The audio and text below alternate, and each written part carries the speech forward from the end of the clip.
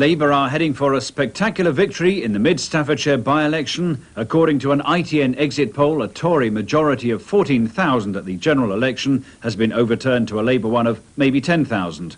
But that's just a prediction. The real count is still going on in Lichfield, though the declaration of the result seems to be quite close now. Turnout was very high, more than 77%. The exit poll figures give Labour 50% of the vote, Conservatives 32%, Liberal Democrats 11%, SDP 3%, the Greens 2%. They voted against the poll tax and for Labour's alternative policies because Labour is now seen as the alternative government.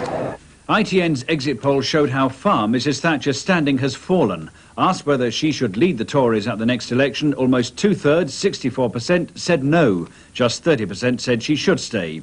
ITN's survey also confirmed that the poll tax was the issue voters were most concerned about. The government announced earlier there would be £4 million for poll tax relief in Scotland. Opposition MPs call it a climb down and a shambles. Concessions for people with savings of between £8,000 and £16,000 will now be backdated to cover the past year. Glad that it has come now, because I felt very strongly that Scotland should have been excluded. The more needy people will get more, slightly more than what they've been getting. But I think the important thing is a climb down.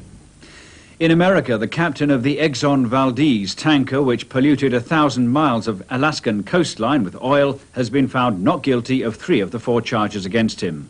Captain Joseph Hazelwood was cleared of operating a ship while drunk. He was convicted of negligent discharge of oil.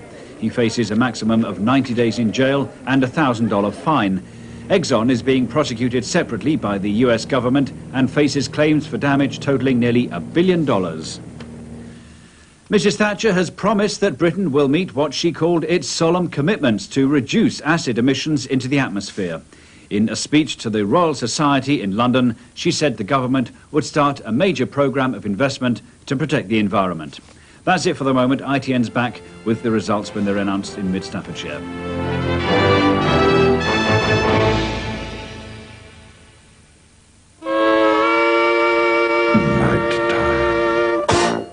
Now, Nighttime brings you the latest movie news from America with Cinema Attractions.